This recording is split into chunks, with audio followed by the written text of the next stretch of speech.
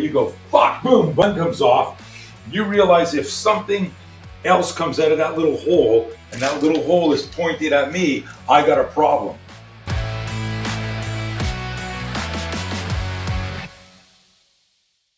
Hey guys, Coach Blauer here, and we had a pretty exciting week in the garage gym. Probably the most important thing was a video that's gone viral. You've probably seen this video. It was a security guard responding to a madman in a methadone clinic up in Buffalo, New York. The video was sent to me by a police officer from Green Bay PD who's been part of our SPEAR program for about 20 years now, because it's interesting to look at violence through the eyes of people who've managed violence professionally through their career. Very often online, what we have are influencers like myself, right? People online who are talking about violence through a martial art filter, but we're not cops, we're not military, we're not security, we're not actually doing this stuff. And it's important to have that type of honesty and transparency with your audience. I recently just posted in our Substack, are you optimized to manage violence? What does that mean to be optimized to manage violence? Well, it's going to be different if you're 10 years old, if you're 20 years old, if you're 30 years old. You need to be looking at the influences and the impact of psychology, of kinesiology, of physiology based on who you are as a tactical athlete, and you may not even be a tactical athlete. The reality is sudden violence has impact on all of us, whether you're military, law enforcement, public safety, or just, Mr. and Mrs. Joe citizen, like most of the people watching this video. One of the neat things about the SPEAR system is we always run it through this filter. We run it through a filter of what are the physiological and psychological impacts on our movement. And this is one of the things that as a researcher, as somebody who's studied the neurobiology of survival for decades now, I try to optimize you so that, God forbid, or whoever you believe in, you're in a violent confrontation, you've already thought about, analyzed what impact that will have. How will the fear spike change your decisiveness? Because if I ask you here, what would you do if a guy had a gun standing here like this? You'd go, oh, I would do this move. If you've never done a move, you'd say, I don't know a move. I don't know what I would do, right? So you've got this gap between stimulus response. Now, if you're training in jiu-jitsu, your solutions are on the ground. If you're training in taekwondo, your solutions are stand-up kicking. If you're in Greco wrestling, right, the neural patterns we develop in studying every martial arts creates an unconscious bias to move a certain way to take control of a situation. The problem with all these protocols, and I include even SPEAR or my prior training of boxing, Wing Chun, Jeet Kune Do, all the stuff that I dabbled in over the years, wrestling, I recognized in myself decades ago that the dissonance that I felt, meaning that uneasy feeling I felt in a violent confrontation, was because the scenario wasn't unfolding in a way that I was familiar with and therefore comfortable with from practicing how we sparred or how we did our scenarios. This is very subtle, and this is very, very important, right? Because the mind navigates the body. We all have ideas of what we would do. Again, if I asked any one of you here, what would you do if this was happening? You would immediately look up and to the right. You go back into your brain. You go to the part of your brain that stores your theoretical answers. You would download that. Well, what if the event that's happening isn't consistent with how you prepared for said event? So all of this preamble here is our goal is really this, and something I was talking about this morning in a call is this is funny because in the 80s I wrote this: the degree of clarity with which you define something determines its usefulness to you. I'll say that again. The degree of clarity with which you define something determines its usefulness to you. So understand this. Google this, like after you finish watching this video. Google this. I want you to Google average police response time. Chicago has an average for high priority 3.46 minutes.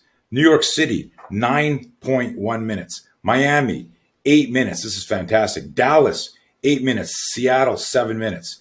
LA, 5.7 minutes. We know that, look at this, Denver, 15 minutes to 13 minutes. So I was talking this morning in a class with a bunch of martial arts experts. This is a monthly meeting of martial artists. And we're talking about this.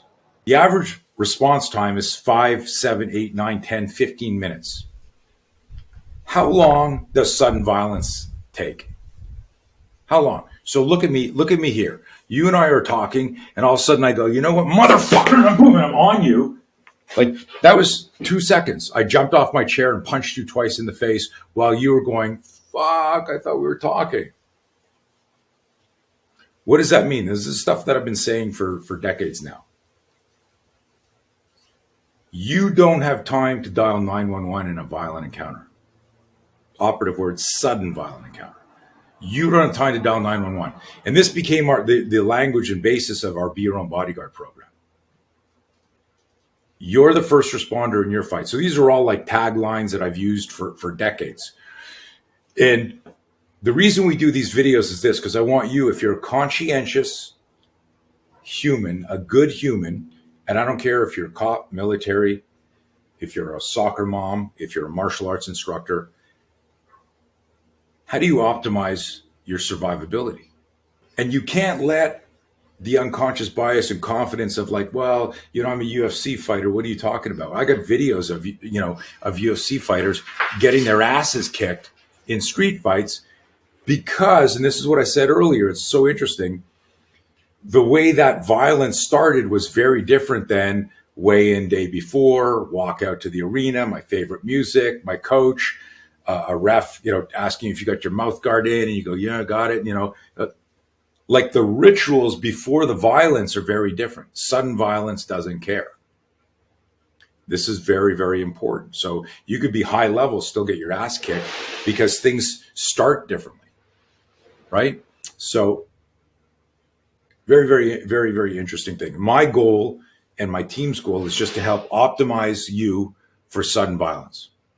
And that might be, I need a little bit more understanding of physiology, kinesiology, fear management, scenario design, which brings us to, and I could talk about this for hours, and I love this stuff. And this is one of the most rewarding things about my journey as a self-defense coach, is I always said, I want to make the world safer.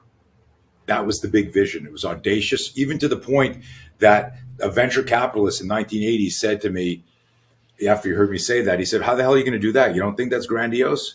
And I was like, why would that be grandiose? It's like, well, how are you going to make the world safer? Well, that's that audacious vision. Well, then the mission became, well, how do I do that? It was to continue to study and evaluate violence, fear, and aggression, and then to build a training protocol where I could train other people from any martial art in how to inject the physiology, the psychology, the scenario design. So it didn't matter if you're doing Tai Chi or Taekwondo or everything in between.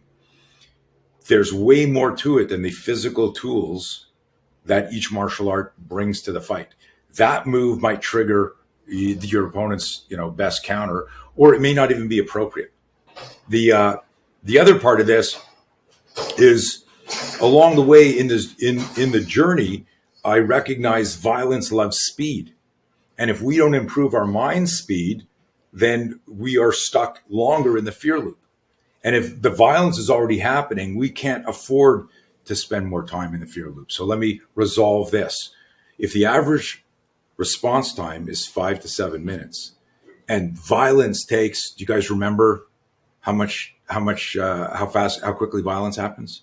What was it? Was it bang, bang, bang, and the guy's on you, right? Somebody just jumps, knocks on your window, you roll down your window, a punch comes in, you bump into somebody in the street, you're looking at your phone, a knife comes out, a gun comes out. If average police time is 5 to 7 minutes and violence takes 4 seconds, you can't outsource your safety. It's up to you.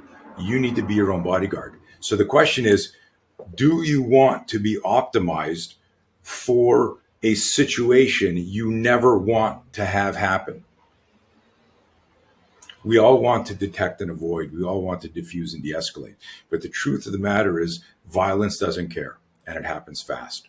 So if you would like to be able to pick up danger faster, manage fear faster, mobilize your primal gross motor skills, aka biological airbag, aka startle flinch, faster, then come train with us, right? Come jump into the garage gym for a month or two and check it out. I guarantee, I don't care if you're a 10th degree black belt or a beginner, you will be safer very, very quickly. The reason our system is so easy to learn is because everything we do is hardwired in you naturally, instinctively.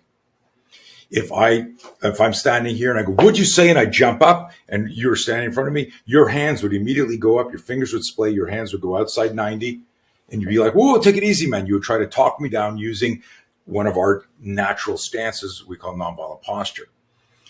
The problem with that is if you're doing this out of fear, which is the origin of it, the perceived danger has your the neurobiology of fear does this. The perceived danger sends a message bypassing executive function and cognitive skills, and it has your survival system immediately, hands come up, protect your head, push away danger. That's non-conscious. You don't think to do that. Nobody ever thinks I should flinch now. And so what's super important here is that if you don't know why you're doing this, you don't know that you're in this fighting stance. That's our Trojan horse metaphor. But when you're taught, hey, this primes the airbag, this gets your fast twitch muscle fibers going, your fingers are already splayed, your hands are outside 90, you're going to be like, now all you got to do is deploy the spear, and then the system starts to unfold on your behalf and you're back in the fight. That's when you get this epiphany, big fancy word for light bulb moment, where you go, holy shit. So we always say somebody who does this position isn't in a natural stance, a nonviolent posture, unless they've studied why that's a nonviolent posture and what they could do from there. And you'll see this in the video where I posted. I said, look what this guy's doing, because he's doing finger splayed outside 90. He's in our spear stance. You'll see the still frame of it where he's in position going, oh shit. And he's doing this as he's charging the threat. And when you look at it, you try to figure out what's he doing. Is he doing gun grab? He's doing that. What he's actually doing is he's converted the flinch, chose to move towards the danger because he realizes in a confined space. He's already flinched and tried to get out of the room. And then the gun's already gone off and he's made this intuitive decision. This guy's already fired a shot. He's already shot at a person. He may or may not know I'm a security guard, but if he's already shot somebody and shot into a wall and he's blasting the gun, what makes me think he's going to not shoot me? And he charges the threat, but he charges the threat instinctively. In my post, I said he's an untrained person. And how do I know that? Is because, when he reached and grabbed the gun, he's struggling and moving around. You can see there's no martial technique. There's no attempt to do something technical there, which is wonderful because that's really the essence and foundation of the spear system. Of how do we take natural, instinctive, and intuitive movements and then weaponize them by training them. And I'll show you what we did in the class in a minute. But it's a fantastic study of the human weapon system at work. And the question I asked, and the same question I put forth to you, is what move from any martial art in the world could or should this guy have done that would have allowed him to take control of the situation faster or more effectively? Because in our protocol, and I've done this with all the acronym agencies, tier 1 military groups, we retrain this weapon protection principle of clear, control, counter. Clear, control, counter. I need to clear myself from the line of fire. Don't be in front of that little hole. I need to control the armed limb before I start striking. Because if I go right at the guy, and this is all, again, like a general philosophy, but if I go right at the guy and he's free or flinching, he may be able to get a knife or a gun or whatever he's got in his hand on me. So it's important whenever you can to control the arm limb. And I say whenever you can, because you may be behind somebody during an active shooter situation or an encounter like this, where striking them, rendering them unconscious, knocking them out, incapacitating them might be the move to do first. But This is all speculative because if I've got, for example, Bob's here replicating the bad guy in this place. If I happen to be behind him and I go wham, and I punch him in the back of the head, do I know that I'm not going to break my hand, and do I know that I'm going to knock him out? And if I don't know that, does he stagger forward, turn around, and open fire on me, or end up shooting somebody else if I'm with my family, if I'm with my friends? Do I make things worse because I didn't control the arm limb? But the idea here is this. This guy was standing here. Gunman comes in. We see the round go off through the wall. When that round goes off, I'll turn backwards. This guy flinches. He turns away, completely covering away from that, tries to get out the door over here, and then does something over here with the glass where the office staff is. You see him jump up. It was kind of weird. I don't know, was he trying to jump through the window to get in there? Was there some sort of weapon or alarm system that he tried to deploy? I don't have all those details. I'm just studying the movement, or what we call the timeline of violence, from detect and avoid to diffuse and de-escalate to defend. But what we do see here in the still picture is when he finally moves towards the threat, we see that hand charging out, finger splayed. You see the arm slightly bent, which is instinctive. His feet are flat and his body's kind of upright. And what's interesting, and this is so fascinating, when you study, again, human movement as it relates to violence, fear, and aggression, what we saw there was the gunman who's armed. He's the psycho. He's armed, and we see him flinch, and then his hand comes out. He's flinching, moving backwards. At a physiological level, we all move away from danger. And then he posts with his hand here. But it's not, I had a couple of comments, oh, these guys are going to frame, he's posting. That's nomenclature that you've assigned when you're practicing complex motor skills. If I've got a gun and I'm doing this and you run at me, I'm not going, I'm going to post here and stop, hit the arm. I'll hit the brachial tie-in. You're not thinking that. You're going, whoa, and it's startle, flinch. And when you understand it deeper, you have more faith in physiology. So what we did, and again, I'm not going to teach you class. I want you to come to the class. The purpose of these videos is you're sitting on the fence about Spear or about my team or about our research. The purpose of these videos is to share insights and motivate and inspire you to go, okay, there's something here. These guys have been around for 40 plus years, influencing reality-based training around the world at the highest level. And that was the article I posted, Optimized, Are You Optimized for Violence? Since 1993, my main client has been law enforcement, military, public safety. I closed my gym to public training in 1993. And I didn't open another facility until 2009. From 1993, and I still to this day work with Tier 1 military law enforcement. But these people trust us, and these people integrate our system at a policy level, sometimes it's just at the defensive tactics level, and sometimes it's just individuals seek us out.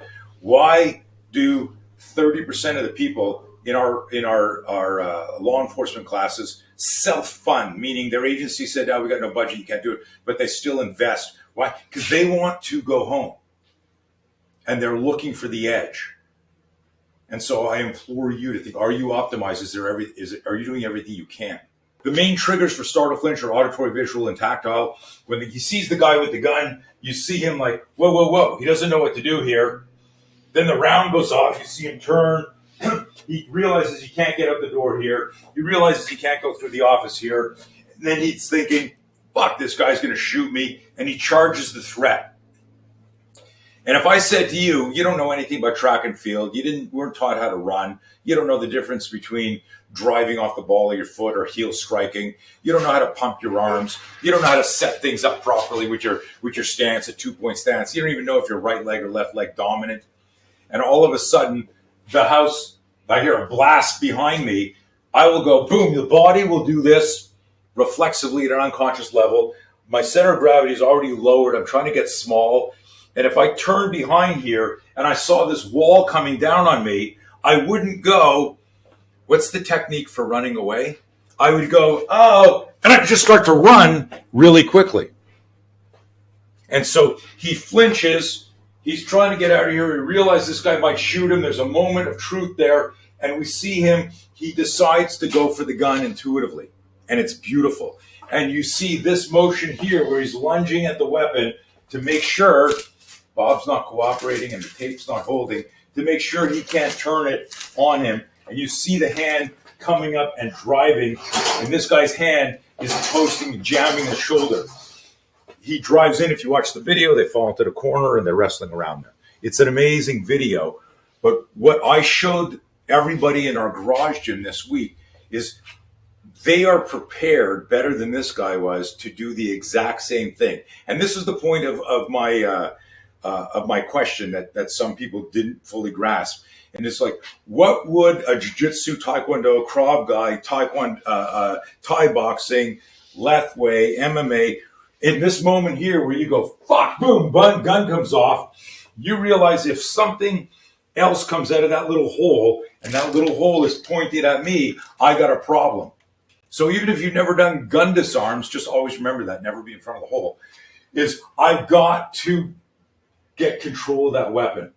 This movement here of driving my hand towards a target is like a palm strike. So what we've done in the spear system is we said, hey, the cross extensor reflex, if Bob goes to headbutt me and I go, whoa, and my hand comes out, that's the cross extensor reflex. That's my hand pushing away danger. Every one of you do it. It's hardwired in you.